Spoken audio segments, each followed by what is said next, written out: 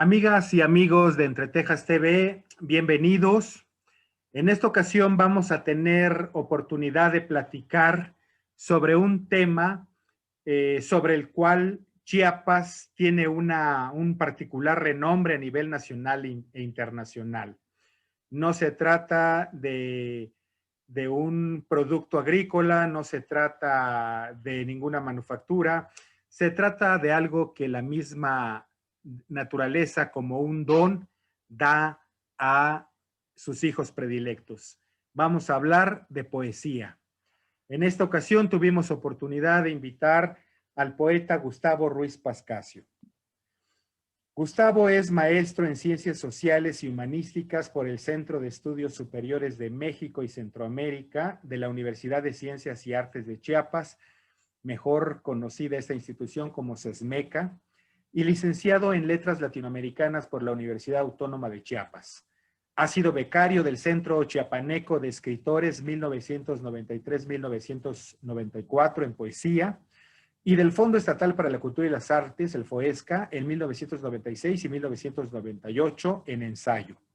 Obtuvo el Premio Estatal de Poesía Rodolfo Figueroa en el 2001, convocado por el gobierno del estado de Chiapas con el libro El amplio broquel de la melancolía, y obtuvo también el Premio Nacional de Bellas Artes de Literatura, Premio Nacional de Ensayo para Crítica de Artes Plásticas Luis Cardosa y Aragón 2003, con el ensayo La plástica en Chiapas, el tránsito del color y la explosión de la forma.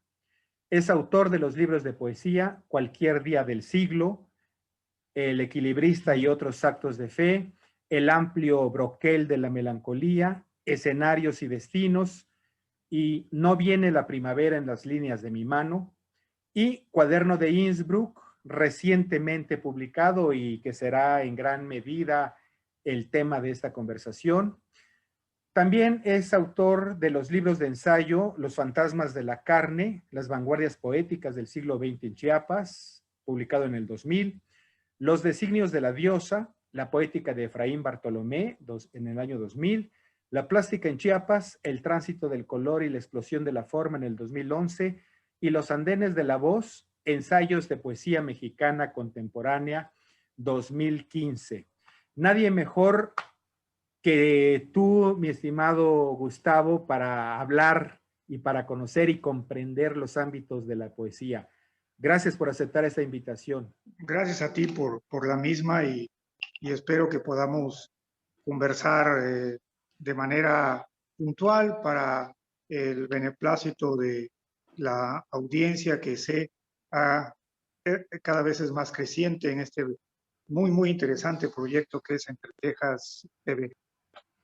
Gracias, Gustavo. Pues mira, te quiero confesar que muchos de tus amigos, tus lectores, hemos recibido con gran beneplácito este nuevo título de este poemario tuyo, Cuaderno de Innsbruck. Cuéntanos al respecto. En primer lugar, ¿por qué el título? Y por supuesto el contenido de tu libro. Sí, bueno, hay un tema que siempre ha estado presente a lo largo de mi trabajo poético, y este tema es el viaje.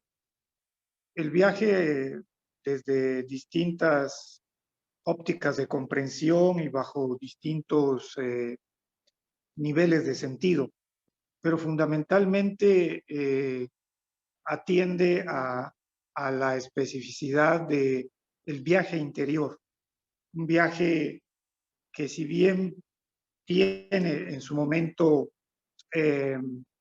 algunas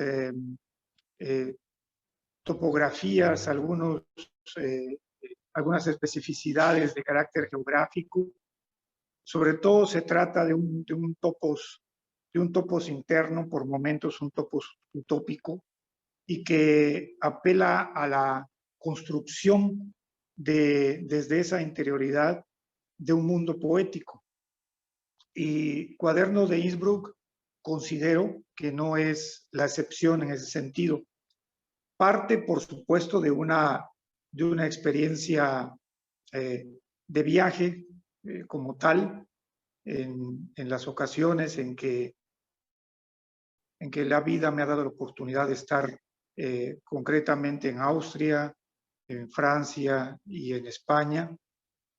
Y en las distintas ocasiones que he podido contar con una estancia en estos países, surgió una bitácora poética que conforme se iba escribiendo, me fui dando cuenta que en realidad obedecía a un libro y que me exigía en ese sentido su escritura en función a estos dos ejes, ¿no? El eje de la materialidad geográfica en sí, pero a la par el eje de una interioridad emocional.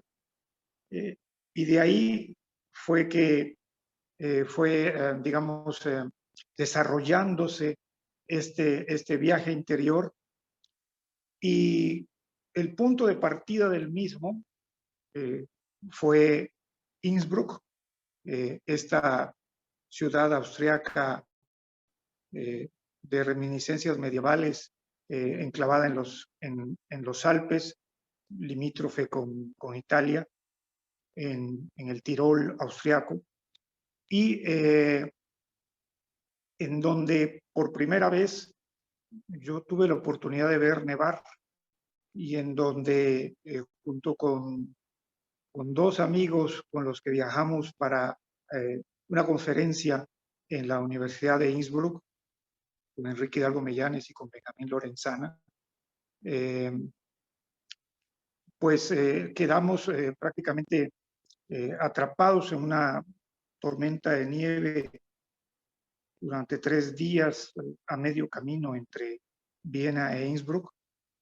Y esa experiencia de la soledad experimentada bajo otro contexto y en otra dimensión de la vida cotidiana, fue un detonante para una serie de registros que finalmente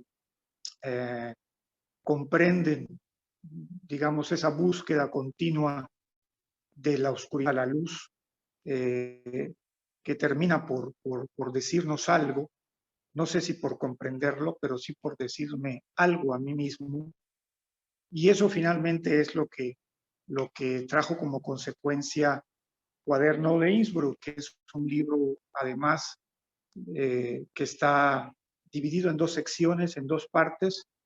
La primera, que se titula Innsbruck, el fervor y la nieve, y la segunda, que lleva por título París, el viento y la adarga, y que es pues un ajuste de cuentas con mi experiencia frente al mundo, con mi experiencia de lectura frente al mundo, y que ya en la segunda parte se convierte también en un libro de homenajes y en un libro de salutaciones a quienes considero son los poetas fuertes que me han precedido, y que de los cuales he en su momento abrevado para tratar de establecer un sistema poético, y esas salutaciones y esos homenajes están ahí. Al final del libro hay una serie de notas donde se especifican, de acuerdo a las itálicas y a los peldaños, quiénes son los poetas a quienes saludo en términos de esa fuerza predecesora, y a quienes intento homenajear a través de esa coordenada que es su copresencia en mi trabajo y en mi camino, y la búsqueda de una originalidad y una voz propia a partir de esas copresencias.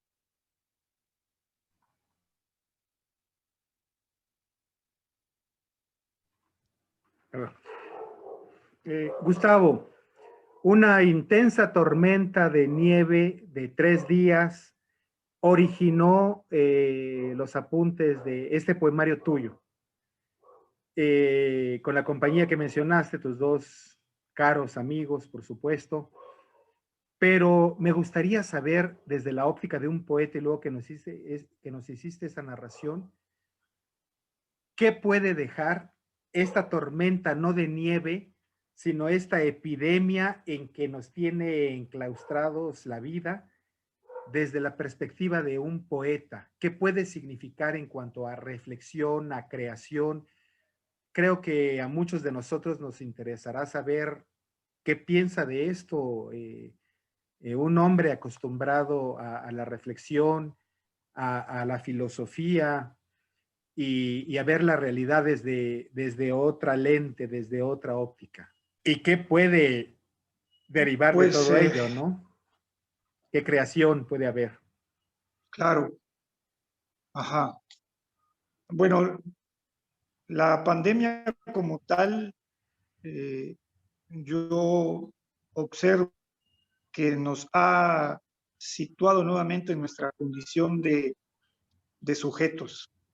Si algo eh, escindió el paso de la modernidad a las sociedades posmodernas, dicen algunos pensadores al respecto, es eh, la irrupción de un anónimo sin lugar y sin tiempo, ¿no? De un sujeto anónimo, fragmentado, escindido de sí, eh, al cual incluso se le asumió como parte de una suerte de muerte intelectual o de muerte social en función a grandes planes globalizadores, a una perspectiva de consumo serial frente al mundo. Y pienso que esta pandemia de pronto nos ha devuelto al centro de cada sujeto. Eh, cada individuo, así lo veo yo, tiene la oportunidad desde este confinamiento de volver a verse a sí mismo, de retraer la mirada y establecer otro tipo de puntualidades, de búsquedas, de pasiones, de deseos y de perspectivas que esta posmodernidad fue arrancando continuamente a los sujetos sociales y nos permite encontrarnos hacia adentro, encontrándonos con otros seres humanos que, que nos han precedido en términos literarios y del pensamiento humano en general, y buscar en este legado y en estas obras a lo largo del pensamiento humano, quizá un punto de reinicio, un punto de llegada y un punto de reinicio hacia nosotros mismos.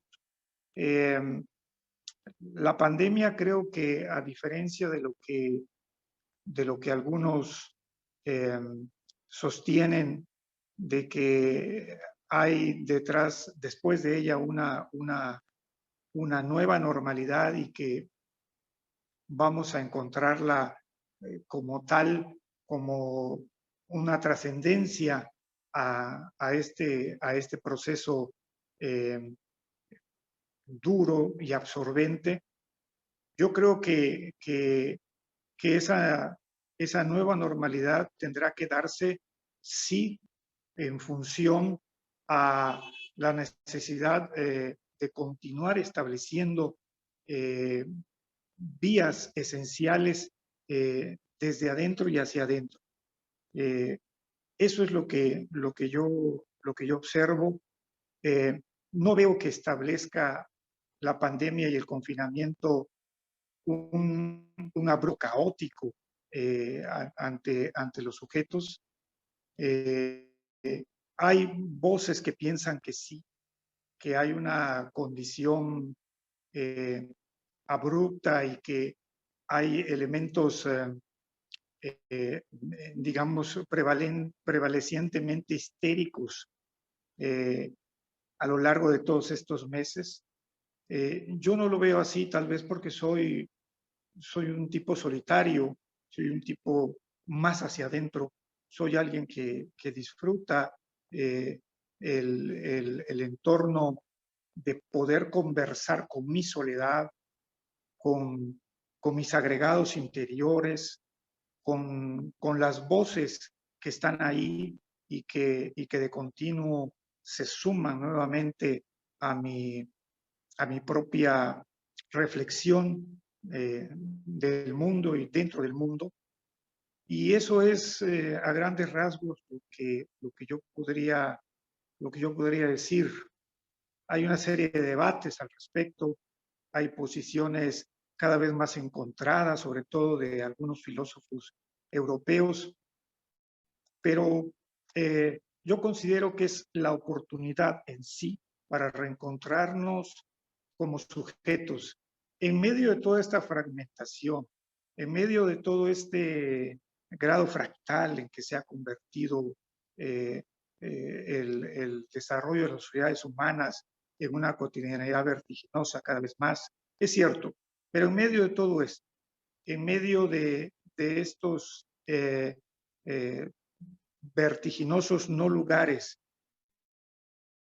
y, espacios y no espacios simultáneos, yo sí tengo esa confianza de que si volvemos la mirada a nosotros mismos, esta tormenta pandémica, que es finalmente otra entre tantas tormentas que ha agobiado y agobiará a los seres humanos a lo largo de su historia, tendrá que establecer sus nuevas conexiones si las concebimos a través de nuestras interioridades, de nuestras búsquedas, de nuestros fracasos y de nuestras perspectivas en la vida diaria. Gustavo, me habrás de disculpar, habíamos pactado hablar de poesía, del trabajo creador, del poeta, pero no podía dejar de pasar esta oportunidad en medio de también de esta tormenta de información en que vivimos y que los agentes económicos opinan y los sociólogos y bueno, afortunadamente los políticos se han mantenido callados, creo que eso es una gran ventaja al no saber qué decir ni cómo conceptualizar esta situación y se han quedado un poco a la deriva, ¿no? Pero esto me surgió porque recordarás que hay una frase de Calderón de la Barca en La vida es sueño en que Segismundo se padecía diciendo, un hombre que todo es alma está cautivo en su cuerpo. Y de esa manera concibo yo el trabajo poético y el trabajo de los poetas. Por eso me interesaba mucho escuchar tu opinión, porque seguramente estás también enfrascado no solo en la lectura, en la reflexión, en tus soledades, que son difícilmente obtenibles, por supuesto, pero seguramente hay un trabajo por allí de creación en tránsito de tu parte. ¿Nos puedes adelantar un poquitín sobre eso, por favor? Sí, bueno, en los dos ámbitos del trabajo literario que ha significado mi vida, hay trabajos en curso, tanto en la reflexión, en lo que es la teoría y la crítica literaria, y en el caso también de la creación poética. En el caso de la reflexión en crítica y teoría literaria, que fundamentalmente se ha desarrollado a lo largo del ensayo, en mi caso, Pues en estos momentos yo estoy abocado a un trabajo de características académicas, un proyecto de investigación que he ido desarrollando estos últimos 3 años en el marco de un doctorado, el doctorado en Ciencias Sociales y Humanísticas que curso en el CESMECA UNICACH, donde estoy desarrollando una investigación relacionada con la poesía de Juan Bañuelos, que literalmente lleva por título Hipertextualidades clásicas, románticas y modernas en la poesía de Juan Bañuelos, y que trata de indagar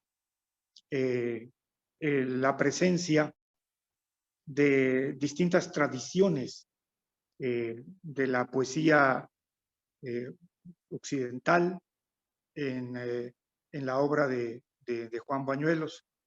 Y concretamente es identificar cómo en su corpus poético podemos hallar tanto poemas que tienen una profunda incidencia clásica, sobre todo con la poesía grecolatina. También hallamos otro grupo de poemas donde encontramos presencia de algunos poetas del romanticismo europeo, concretamente el romanticismo inglés y el romanticismo alemán, y poetas de la tradición moderna, con los cuales también el maestro Bañuelos dialogó a lo largo de su obra. ¿Quiénes son estos poetas que podemos destacar brevemente? Pues hago un recorrido a través de Catulo, de Virgilio, de Horacio, de Blake, de Hölderlin, de Pessoa, de Saint John Peirce, de Eliseo Diego. Son algunos nombres de poetas que están presentes dentro de otros más, pero es el corpus de alguna manera que yo seleccioné, y esa es la investigación. El propósito es demostrar cómo esta copresencia de estos poetas determina el desarrollo de una obra original, una obra de características extraordinarias, así lo considero, como es la poesía de Juan Bañuelos, y que se denomina toda esta búsqueda teórica hipertextualidad, porque la obra de estos poetas a quienes he mencionado son los poetas fuertes antecesores, de los cuales se nutre Bañuelos, como se nutre todo poeta fuerte. Todo poeta fuerte tiene a su vez uno o varios poetas fuertes que son sus predecesores, y sin cuya presencia, incidencia e influencia difícilmente pudiese darse el desarrollo de la capacidad poética del poeta fuerte en turno.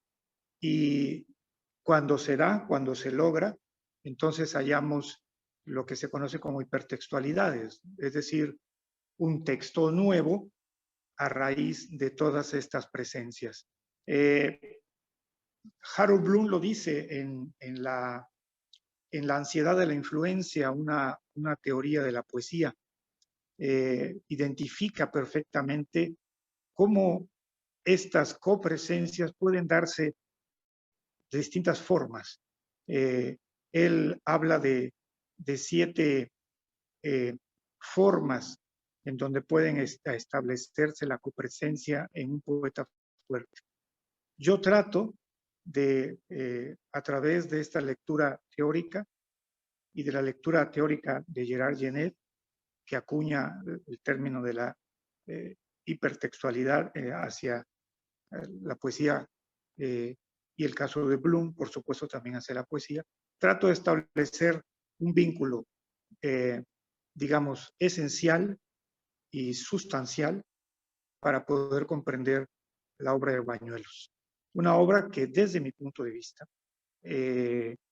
ha sido solo abordada en su dimensión social.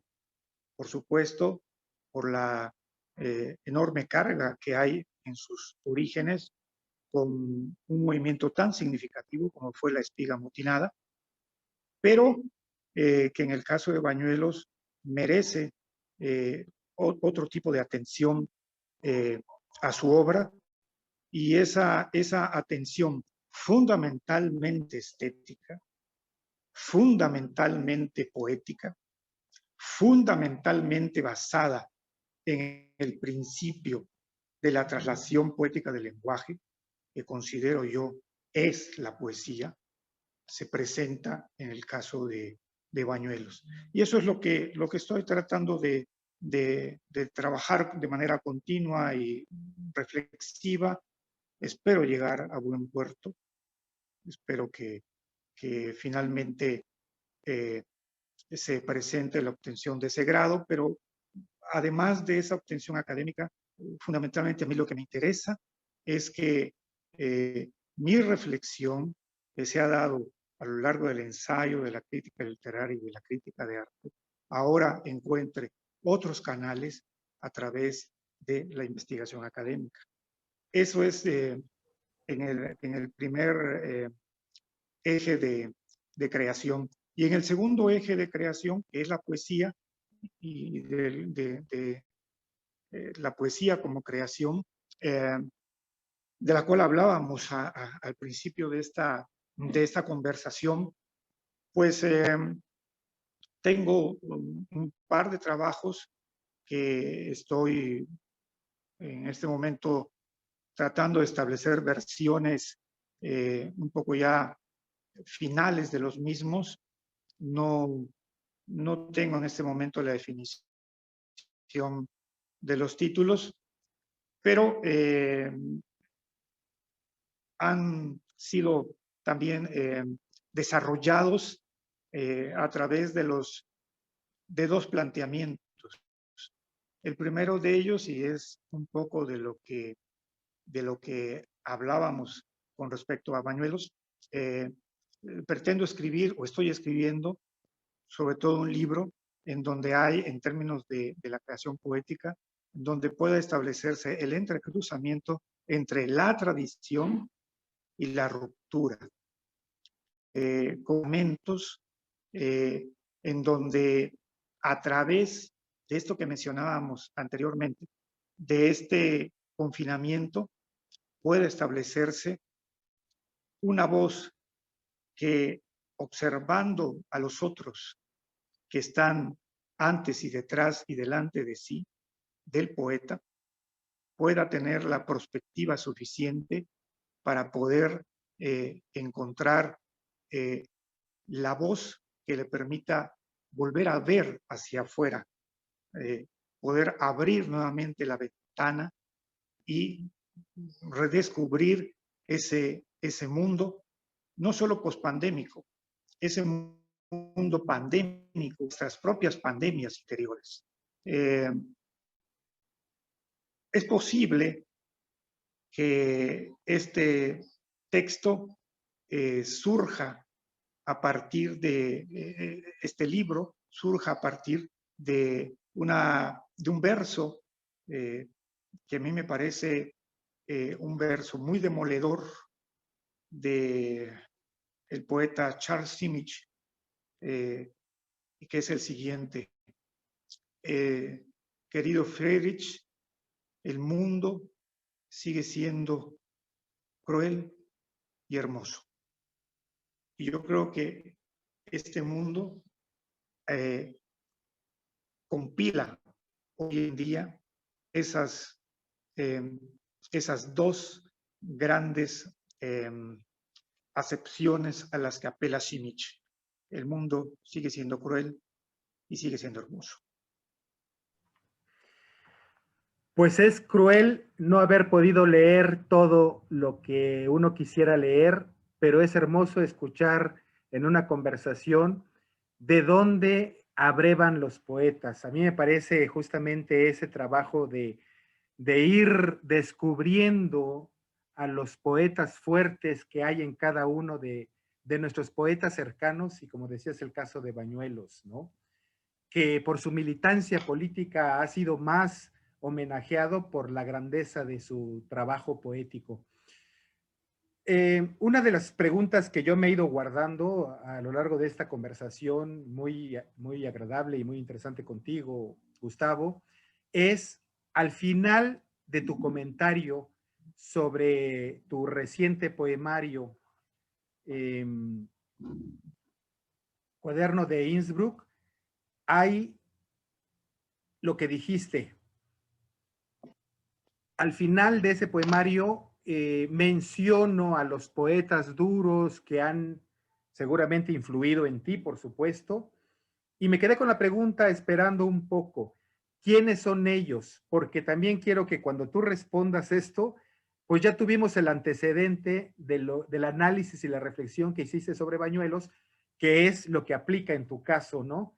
Cómo has ido formando y conformando tu percepción poética a través de la enseñanza de estos poetas duros. Dinos, ¿quiénes son ellos? ¿Cuáles son estas lecturas que han nutrido tu ser poético? Bueno, en Cuaderno de Innsbruck hay, como mencionaba al principio, una serie de homenajes y de salutaciones a esos poetas fuertes predecesores.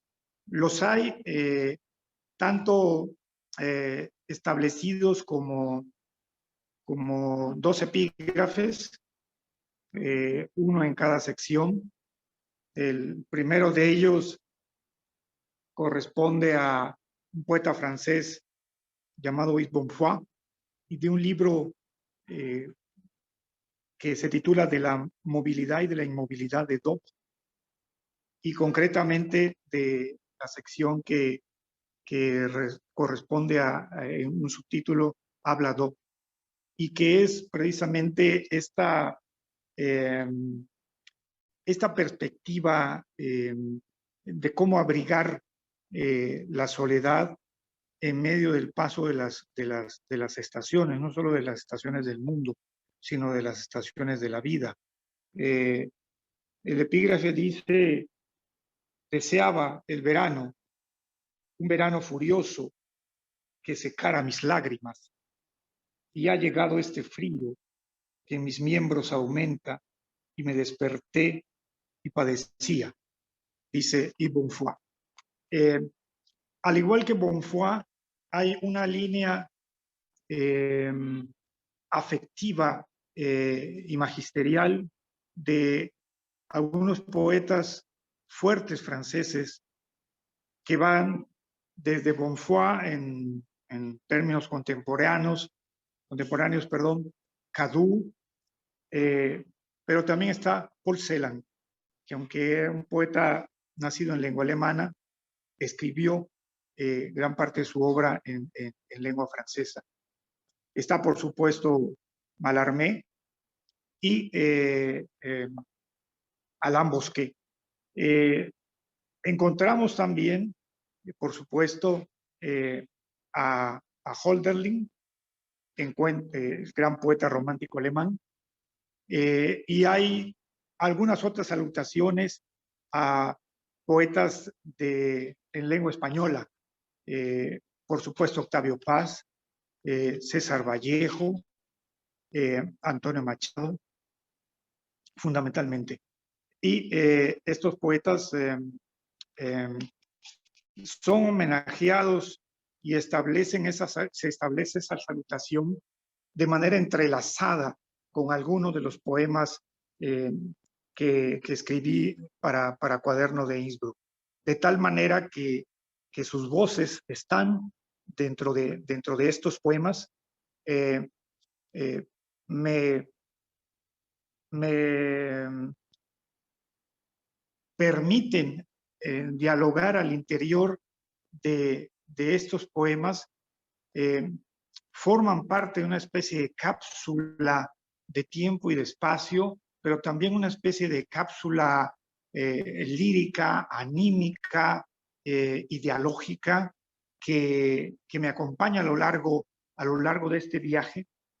Y en ese sentido es que se podría establecer este libro como una lectura en ambas aguas. Es decir, por un lado, decía yo, este viaje exterior, pero el viaje interior, que además de ser un viaje que pasa por el referente de la vivencialidad emotiva, a veces última, del poeta, es también pasa a través de la palabra de los otros, de esos otros que están aquí, que son los fantasmas interiores, mis fantasmas interiores, que acompañan esta dimensión por momentos luciferina, pero que también en ese sentido acompañan en el contexto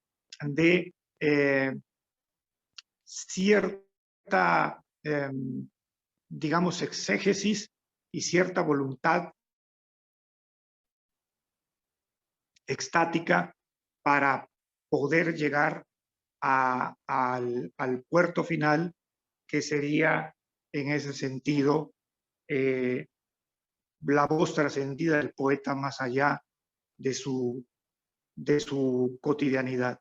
Esa perspectiva es digamos, la que acompaña de alguna manera y la que continuamente brega al interior de estas dos secciones, en donde se está en el mundo en la medida que se está en uno mismo. Esta es otra de las probables lecturas o apuestas de Cuaderno de Innsbruck. Es una bitácora que cuenta el viaje por estas voces, por estos poetas, por esta palabra poética que se cifra en cada uno de ellos y que corresponde a una serie de coordenadas que yo he atesorado a lo largo de los años y que a través de este libro, que lo concibo como un libro muy particular en ese sentido, me permite exteriorizar al final del mismo estas deudas y estas sinceridades a las que estoy agradecido por todo lo que la poesía y sus creadores me han generado a lo largo de la vida. Gustavo, yo creo que todo joven poeta hubiera querido tener un Cicerone en su camino al principio que lo guiara. Me imagino que no hubo contigo tal caso, que fuiste buscando a los poetas, a sus textos sobre la marcha, y estoy recordando aquel texto que seguramente en tus épocas de juventud estuvo sostenido por tus manos y debajo de tu mirada ávida de iniciado en el trabajo intelectual, que fue Cartas a un joven poeta de Rainer María Rilke. Yo había pensado en preguntarte esto, ¿qué le dirías a los jóvenes poetas chiapanecos? Un poco a la manera de esas cartas de Rilke, que en buena medida ya lo respondiste con antelación, ¿no? Con todo lo que reflexiona sobre Bañuelos y sobre lo tuyo. Yo te pediría una respuesta breve en ese sentido y que abundaras más desde otra perspectiva. Decirle a la gente que ve a los poetas como algo diferente, diverso en el mundo real, apartado de todo esto y creyendo que únicamente tiene inspiración, pero se olvida de esto que acabas de hablar dentro del concepto de la hipertextualidad, la formación, las lecturas, la búsqueda ansiosa del conocimiento, del metro, del ritmo y todo lo que, de las imágenes, todo lo que implica la poesía. Entonces, tu comentario para los jóvenes poetas chiapanecos y esa otra perspectiva para el público en general, si fueras tan amable. Pues no sé si tenga la solvencia moral e intelectual para hacer un comentario acerca de que puedas constituir un elemento de validez. Jóvenes poetas en general.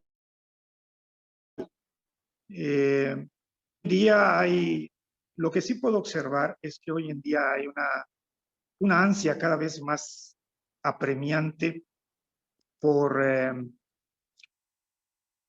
lo que se le conoce hoy en día como la visibilización, por visibilizarse. Se ha acuñado el término recientemente, aunque en otro contexto. Y hay poco sentido, tal vez, o poca valoración respecto a la necesidad del conocimiento como esfuerzo, como comprensión de las tradiciones, no necesariamente de una sola tradición, sino de las tradiciones literarias y poéticas. Y en ese sentido, yo creo que tal vez en términos de formación, como tú bien decías, lo que nos queda es tener la disposición, y muy probablemente eso nos lleve a una claridad, no sé si mayor o menor, pero sí al menos nos puede dar un indicativo de camino y de fortaleza. El hecho de acercarse a esas tradiciones de la poesía universal y que nos ofrece un panorama que por supuesto se remonta 3.500 años, 4.000 años antes de la era cristiana, y que hay siempre una deuda frente a ello, una deuda que se tiene que establecer como retrospectiva para poder comprender qué de todo ello que se ha escrito y que puede establecerse como fortaleza, porque hay un sistema de referencias alrededor de ello, porque hay una serie de consolidaciones en su estudio y en su pertinencia, pero qué de ello a mí como lector, como poeta joven, me deja. Probablemente llegue a dilucidar que me deje algo mínimo, pero eso mínimo con el paso del tiempo adquirirá otra dimensión y probablemente otra fortaleza. Es imposible establecer un solo juicio de valor frente a la tradición o a las tradiciones. Si de suyo ya el término clásico es un término que nos excede a nosotros mismos, que va más allá por su grandeza en términos de construcción de obra de cada una de estas obras maestras dentro de las tradiciones literarias y poéticas. Quizá detenerse pues en entre líneas para poder ir encontrándome a mí mismo, encontrando al otro que está ahí. Siempre tener esa disposición, y esa disposición me permitirá probablemente dialogar con ese otro, sea de hace 3.500 años antes de nuestra era, sea de hace 20 años, 50 años, un siglo, una era que podía ubicarse en términos también de algún movimiento literario o poético. Finalmente, tener esa disposición, esa capacidad y esa humildad frente al otro que nos ha precedido y del cual probablemente podamos abrevar. Eso es fundamentalmente experiencia de lectura. Abrevar y apostar a esa experiencia de lectura. Leer, vivir, leer, vivir y leer. Esa es la pauta de la cual yo hablaría en cuanto a algo que pudiese comentarle a los jóvenes poetas. Se es joven no porque se tenga una cronología biológica breve. Alguien puede tener varias décadas de la vida biológica encima y ser aún un poeta joven. La juventud la determinan otros escenarios de lectura, de encuentro, de presencias y copresencias, como decíamos, de saber leer también nuestra interioridad en función a esas presencias y copresencias y en función a los dobles ambajes, a la bisagra que encontraremos a lo largo de la existencia, que es el vivir y el encuentro con la lectura. Esto es lo que yo podría decir. ¿Y cuál era la segunda pregunta? Sí, un poco responder a la gente que considera que un poeta es alguien inspirado, iluminado, pero que no sabe que detrás de su quehacer y de su oficio de escritor, pues hay un enorme bagaje de lectura, de cultura, de percepción, ¿no? O sea, ¿qué poderle decir a la gente? ¿Qué es un poeta en ese sentido? Para empezar, hay que tratar de precisar de que esta percepción de la inspiración o del cierto arrobo celestial o infernal del poeta, pues es una construcción. Y es una construcción que obedece también a formas de concebir el trabajo creativo de la escritura poética, que por un lado pues establecería una tradición tanto apolínea, evidentemente más marcada por la racionalidad, por el ejercicio eminentemente razonado del lenguaje trasladado desde la realidad social a la realidad poética, con elementos estrictamente perceptivos, por decirlo de alguna manera. Y por otro lado, pues esta vertiente dionisiaca, que es donde precisamente se habla de este arrebato, de esta locura poética, de esta vocación irrefrenable por lo febril y por la pasión, que es, digamos, esta otra vertiente por la cual a veces se ha demarcado el trabajo poético. Y decir quizá un poco desde mi experiencia que hay un poco de lo uno y un poco de lo otro, por supuesto. Que sí es necesaria un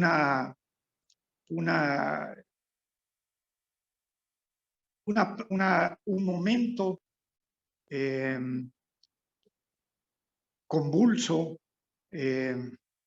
apasionado, que va más allá de sí, del poeta mismo, que es aquello que Lorca denominaba el duende, que Platón decía era la musa alada que arrebataba al poeta, y que también es algo que, por supuesto, está presente y no podemos descreer en la obra de muchos poetas fuertes que han traído como consecuencia dentro de su existencia, pues este habitar de la locura o este habitar del silencio después de la llamada locura poética. El caso de Hölderlin es uno de ellos. 37 años, los últimos 36, 37 años de su vida recluido en una torre al cuidado de un carpintero, condenado al silencio. El caso de Blake también, por supuesto, el caso de Pessoa en toda este multicolor que se convirtió su poesía en varias voces, en sus heterónimos. Vallejo también diciendo, quiero escribir, pero me sale espuma. Quiero decir, pero me vuelvo puma.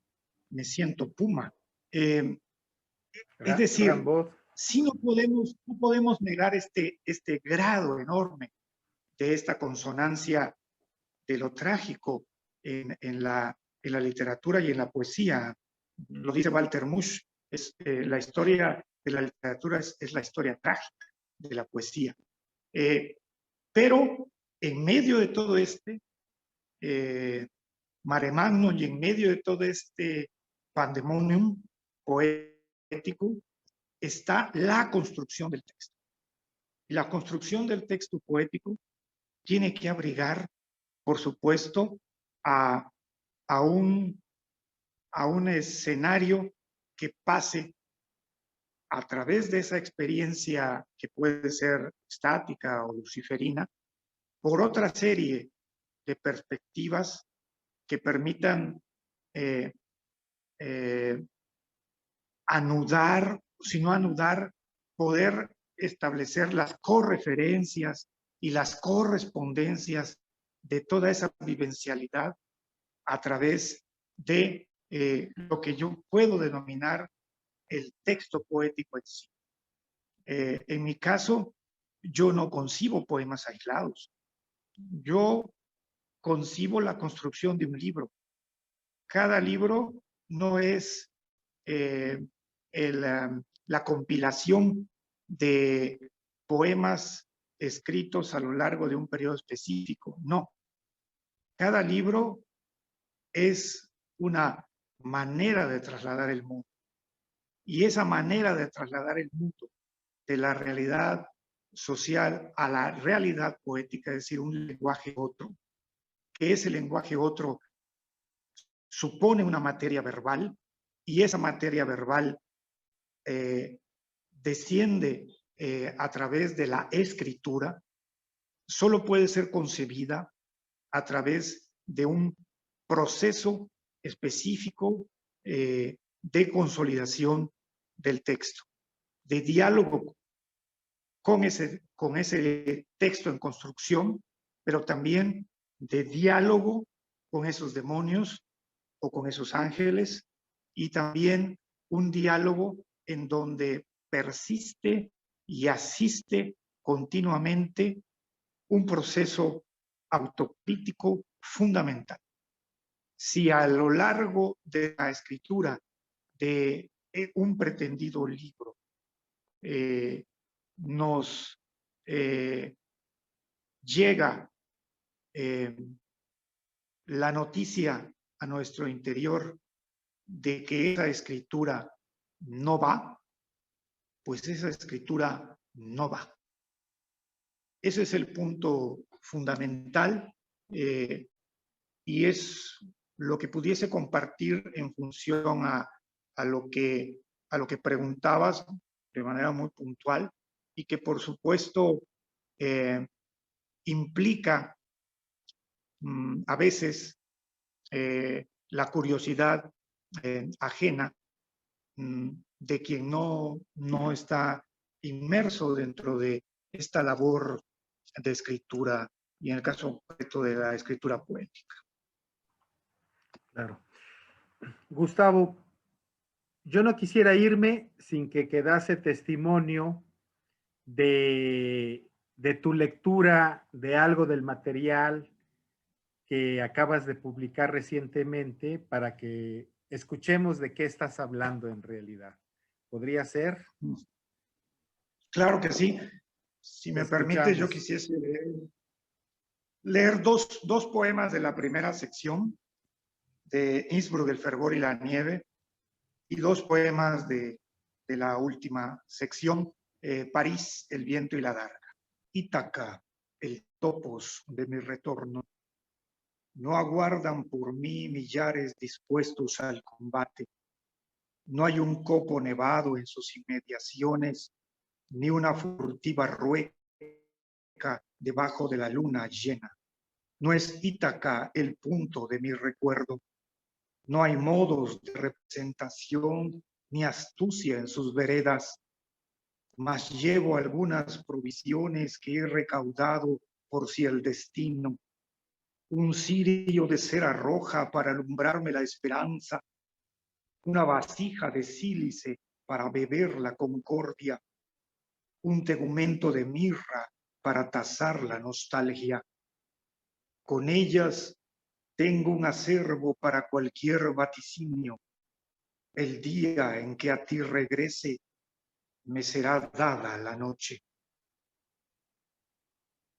Cuando vuelva a cruzar este río que separa el dolor y la dicha de los unos y los otros transeúntes de esta porción de azar que llamamos paso, cuando vuelva después de esta alba atadura en que se acuesta el tiempo con los unos y los otros y se pervierte todo mango de prisa en una cabal empuñadura de misterios, cuando vuelva en sí de este desmayo en que solo la nieve me atestigua, no seré parto de Habsburgos, ni metrópoli bicéfala, ni médico en mi renacimiento, pero estaré aquí, bajo mi propia enredadera, balanceándome al filo de algún muro, solo para decirles entre líneas que he regresado al cabo de una ruta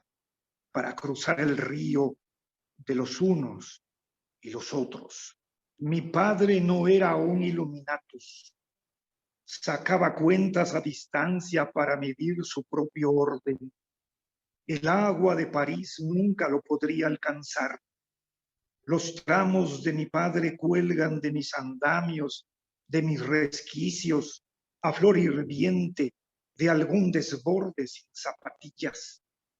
Cuando abastezco el rombo coloidal de mis segmentos, viene mi padre con sus manos de sombra sobre mis hombros.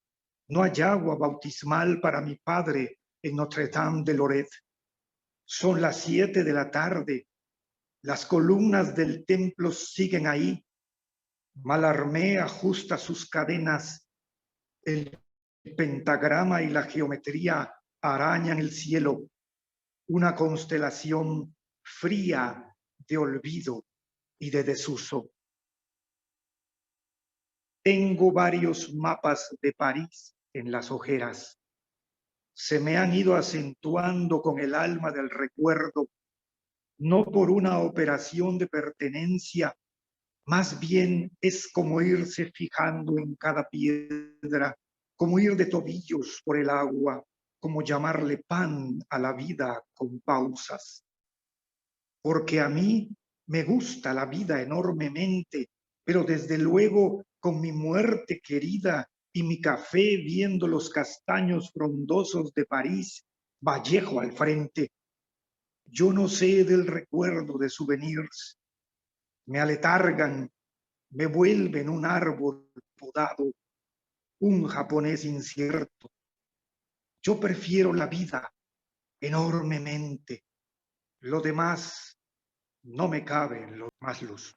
Qué maravilla, sin duda, Gustavo. Vamos a encender tus lectores y tus amigos un enorme cirio de cera roja para seguir pensando en la esperanza.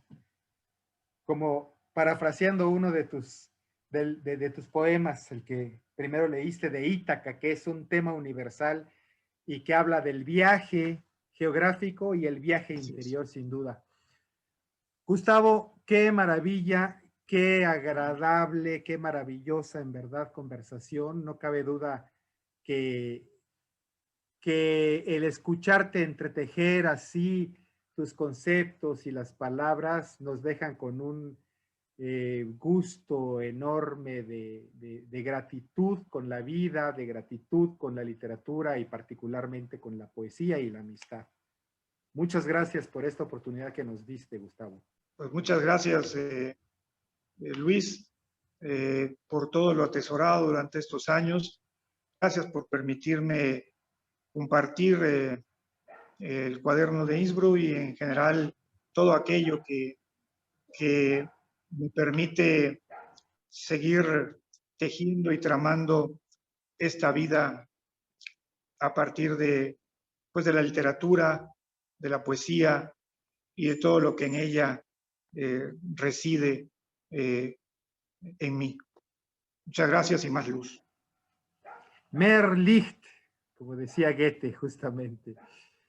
Pues muchas gracias, Gustavo. Y gracias a ustedes que nos acompañaron en esta tertulia poética, que así podemos llamarla y que seguramente será memorable para cuando se busquen los testimonios que nos está dejando Gustavo Ruiz Pascasio. Nos vemos a la siguiente. Cuídense mucho, que estén bien. Hasta pronto.